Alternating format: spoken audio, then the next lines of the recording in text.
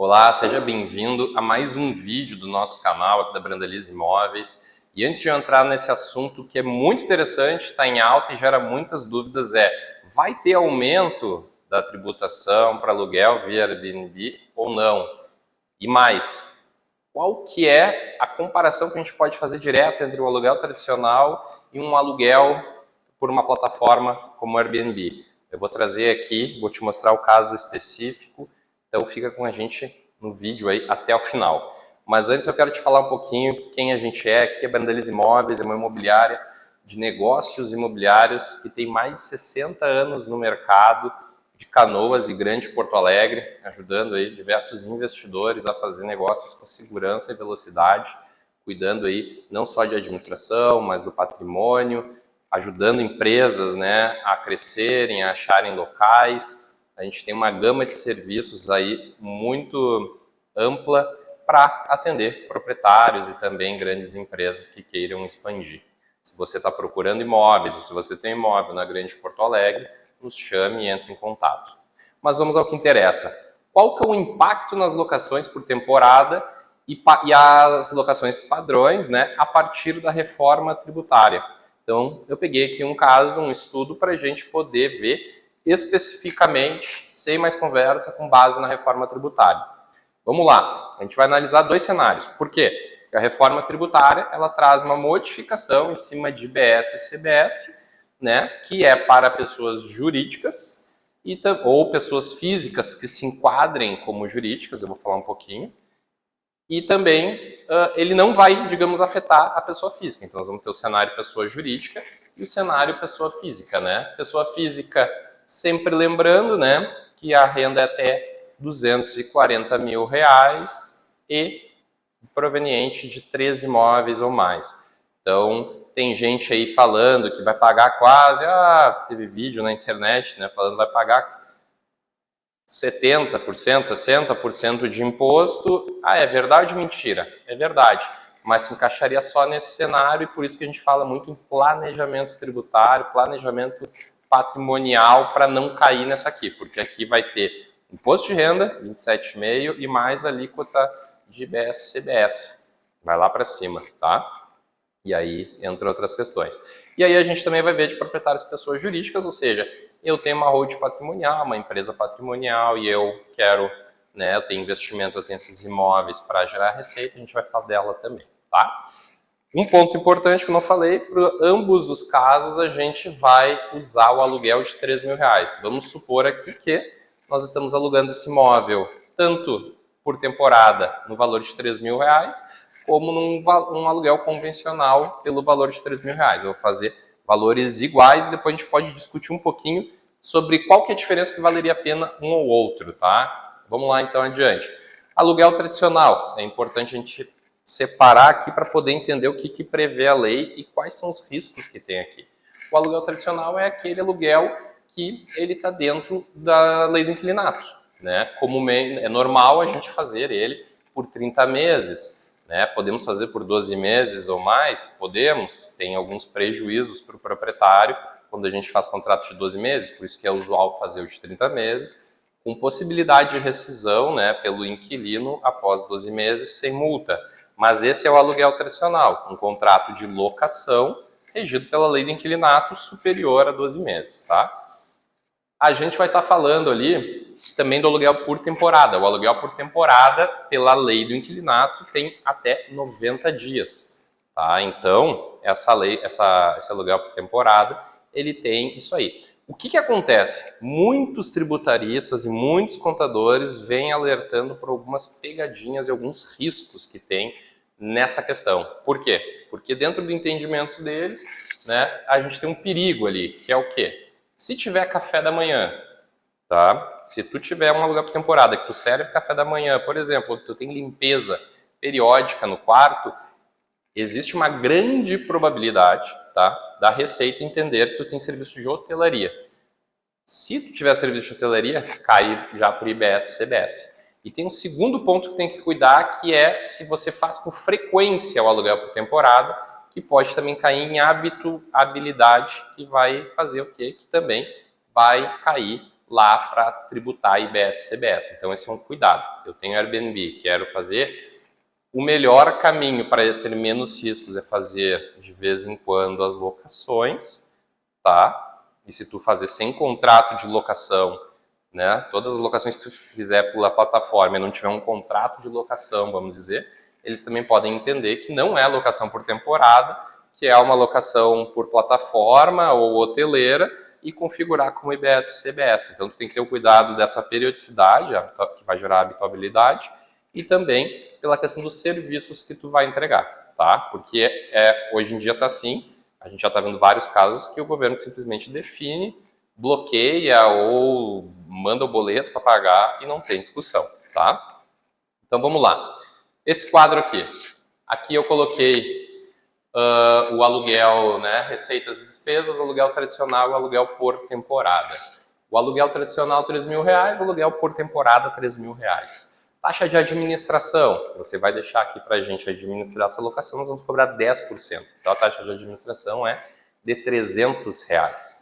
A taxa de administração normalmente no por temporada, ela varia entre 15% e 20%, varia com a praça, com a empresa, mas é essa a prática. Eu coloquei aqui 15%, então nós temos uma taxa ali de administração de R$450. A gente aí então tem o fator de imposto de renda. A gente está falando aqui de pessoa física, não entra na pessoa jurídica, tá? Isso aí é se tu, pessoa física, tem esse imóvel, tá alugando, tá? Então, tanto um quanto o outro, na pessoa física, tá? Vai ser praticamente zero, dependendo da renda. Se tu tiver mais renda, depois tu vai tributar esse valor dentro da tua renda total, tá? Mas nesse valor aqui, onde tem o carnê-leão com os descontos, essa renda, tanto de um quanto de outro, tu vai conseguir ficar ali próximo de zero, tá? O aluguel por temporada é um pouquinho diferente, tá? Mas vamos lá. Condomínio IPTU e demais taxas. O que acontece? Se você, proprietário, paga o condomínio, paga o IPTU, você pode deduzir essas despesas na tua receita, tá? Então, tu deduz para fazer, digamos, o cálculo de tributação, tá? Mas o que é comum, né? O inquilino fazer esses pagamentos de condomínio, IPTU, tá? No caso do aluguel por temporada, tu não consegue deduzir, e também tem uma segunda questão, que vocês muitas vezes não se dão conta quando, vou fazer aluguel por temporada. Tu paga o condomínio, tu paga o IPTU e tu não repassa isso para o hóspede, tá? Então, já de cara aqui, para ser mais ou menos valer a pena, tinha que calcular o condomínio, calcular o IPTU e jogar nos preços das diárias isso, para ficar parelho, né? Então, a gente tem um resultado aqui do quê? Aluguel tradicional, 2.700, e o aluguel por temporada, 2.500, porque não tem retenção nem nada. Um cálculo simples. Mas aqui eu também não... Aqui que a gente também tem que levar em consideração, que a gente sempre fala para investidor, tá? Essa questão, quando é aluguel por temporada, tu fica pagando luz, tu paga conta de internet, tu paga condomínio, tu paga água, tu paga energia, tu tem que repor, né, e fazer a limpeza, pode botar na taxa lá, ok. Tu vai ter que fazer de tempo em tempo troca de enxoval, reposição de coisas. Então esse valor aqui, ele vai reduzir mais ainda. No aluguel tradicional, o inquilino paga o condomínio, o inquilino paga o IPTU, o inquilino lá vai pagar a luz dele, o inquilino lá vai pagar a internet dele, entende? Então, não só esse número aqui, como o outro número que a gente não tem como calcular aqui, vão mostrar o quê? Na última linha, se os dois, se tivessem receita de 3.000 nos dois, o aluguel tradicional já se mostra vantajoso, tá? Então, tem que fazer aí a conta para ver a partir de qual momento que vale a pena o aluguel por temporada. Aí, então, agora a gente vai para proprietário e pessoa jurídica. Então, eu sou uma empresa, eu tenho esse bem, e aí eu vou tributar, vai ter IBS e CBS. Como é que vai funcionar dentro da reforma tributária? Tá? E aqui que tem a maior diferença. Tá? Na pessoa física, como a gente falou, não tem a dedução, tu assume ali, mas questão tributária não vai ter diferença. A questão da pessoa jurídica vai ter. Tá? A gente tem aluguel nos dois casos 3.000, mesma coisa ali da taxa de administração, no aluguel tradicional R$300, no aluguel por temporada R$450. No aluguel tradicional, o governo propôs ali, tá na lei lá, um redutor social, ou seja, é um redutor de valor fixo de R$600, que no aluguel lá, tipo Airbnb, não tem, tá? Então, se tu for modelo Airbnb, com um serviço tipo hotelaria, porque daí ele iguala o Airbnb à hotelaria, não vai ter, né, esse redutor social, tá? Isso aí é para fim de tributação. E aí depois a gente vem então com o IBS-CBS, tá? Então, olha só o que acontece. Eu tô aqui jogando que é 28%. Vocês vão ver 26,5%, eu já escutei 30%, eu joguei 28%, porque esse número ainda não existe, tá?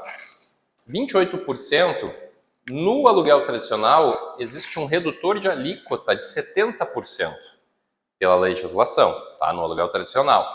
Então, o que a gente vai ter? A gente vai ter 8,4% aproximadamente, considerando os 28%, né? Chegando ao valor de IBS e CBS ali de R$ 176,40 para um aluguel de 3 mil e descontando, né?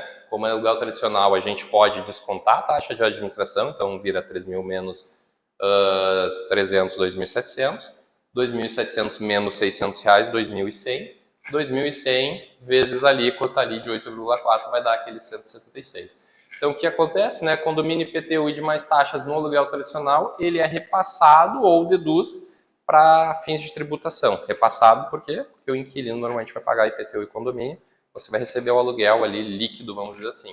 Então, nesse caso, nós vamos chegar em R$2.700, tá? Vamos para o lado do aluguel por temporada, Airbnb, né? Sempre lembrando, se for aluguel por temporada, que tu só aluga ali no verão, 3 meses, faz o contratinho de locação, você pode sim se enquadrar com um redutor de 70%, tá? Como é no aluguel tradicional. Aqui a gente está falando naquelas questões que eu falei no início, tem que cuidar da habitabilidade, dos serviços, porque você vai ser considerado daqui a pouco como um hotel. Ah, eu tenho um imóvel num prédio que ele tem aquela gestão integral, que tem serviço, tudo mais, que é um pool, vai ser tributado como hotel, tá? Vamos lá, aluguel por temporada, Airbnb, hotel, enfim. Tem uma receita de R$3.000, a taxa de administração de R$450, redutor social não se aplica, o IBS-CBS, ele vai ficar ali em 28% vezes 60%, porque para hotéis o redutor é de 40%, tá? Então 28, que seria o imposto vezes 60%, dá um imposto 16,8%. A gente está falando aqui, né, que é o dobro de imposto no modelo Airbnb, hoteleiro, por temporada com serviços, tá? Então vai ser pago ali R$428,40. Daí tu vai ver que o dobro não deveria dar 300 e poucos? Não, porque tu não tem o redutor e tu não pode descontar a taxa de administração, tá? Então tu vai pagar sobre o valor cheio, o valor que tu recebe. Então vai receber, né? Vai ter lá o faturamento, né? R$3.000, vão tirar a tua taxa de administração, né? Vai ser pago os impostos e depois ainda tu vai ter esses outros custos de luz, água, condomínio, IPTU, internet, enxoval, troca de enxoval, essas coisas todas assim. Tu não vai conseguir deduzir isso como custo e tu não vai conseguir repassar também, tá? Então, a gente vai ver aqui que o valor final líquido lá 2.121,60. Então, é uma diferença aí muito grande que dá no final das contas. Então, o que acontece? Quanto que poderia valer a pena eu alugar de Airbnb? Eu não fiz o cálculo, eu deixo para ti, porque tem que olhar cada lugar, cada sazonalidade. Mas o que eu percebo é que cada vez mais passou a febre do Airbnb no Brasil e tem muita gente que alugava Airbnb e voltou para o tradicional e eu acredito que com a reforma tributária isso vai acontecer. E aí, locais muito turísticos que exploram Airbnb, o valor vai subir, tá? Então, o que eu quero trazer aqui de considerações finais? Aluguel tradicional tem a vantagem do redutor social e de alíquota, além de deduzir despesas, tá? Então, tu tem desconto de redutor social de R$600 em todos os valores. Recebe 5 mil, é R$600. Aluguel é 2 mil, é R$600. Com redutor do valor a ser calculado o imposto. E aí tem um redutor de alíquota também, que é de 70%. Então, tu vai pagar 30% dos 28, ou 26,5, ou 30, o que for. Tá? E aí também tem essa questão que as despesas ficam por conta do inquilino, tá? Ou outras despesas que tu tiver, tu consegue deduzir da tua receita e pagar menos imposto. No aluguel por temporada, o risco de enquadramento, né? Ou seja, tu pode estar achando, eu vou fazer por temporada aqui porque é prazo inferior a 90 dias. Mas se a Receita chegar e entender, e a gente está vendo o quê? Porque a prefeitura está cruzando, tu vai ter que abrir para emitir nota lá o ISS, daqui a pouco, dependendo do serviço que tem, os caras daqui a pouco te emitem lá nota de café da manhã, sei lá, ou de limpeza, e eles veem que tem serviços acoplados nisso que tu está oferecendo, eles já podem te enquadrar diretamente em hotel e deu. É assim que vai funcionar, já está funcionando assim, tá? Não tem redutor social, aqueles R$600, e também o redutor é inferior, o redutor é de 40%, então tu vai pagar 60% dos 28, 26,5% ou 30%, tá? E aí tu também não deduz despesas, assim como tu fica responsável por luz, água, renovação de enxoval, a cada X tempo tu tem que fazer isso. Então essa conta aí, ela vai ser bem interessante para quem quer manter, né, e quer entrar em Airbnb para poder fazer essa comparação com o aluguel tradicional para ver se vale a pena ou não, né? Então, eu quero também lembrar aqui, eu deixo aqui embaixo, que essa questão sempre lembrando, tá? Quando a gente fala em pessoa física, não passa de 240, né, anual e fonte de mais 3 imóveis alugados. Tem outra pegadinha aqui que quase ninguém fala, que se passar de 20% dos 240, vai ser tributado igual, não precisa ser 3 imóveis. Se tiver um, já pega, tá? É meio polêmico isso aí, tá? Mas tem muita coisa ainda que vai ser visto aí com o decorrer dos vídeos da reforma tributária. Então, a gente sempre fala aqui, quer investir em imóvel, quer construir patrimônio, já faz uma pessoa jurídica, já compra, já coloca para dentro. A longo prazo, tributação fica melhor. A longo prazo, qualquer questão sucessória fica melhor. E questão de proteção patrimonial também fica melhor. Não é que fique isento, mas ela fica melhor. Tá? Então, vou trazer esse vídeo aqui para você fazer essa reflexão, tirar dúvidas, né? Que muitas vezes tem vídeos na internet que são mais polêmicos, né? Que falam sobre assunto A e B e todo mundo ali comenta, explode. E aí você pode agora aqui, com esse caso específico aqui que eu trouxe, a tabelinha ali, com a reforma tributária, poder tirar suas próprias conclusões e tomar a sua própria decisão. Tá bom? A gente se vê no próximo vídeo. Até mais.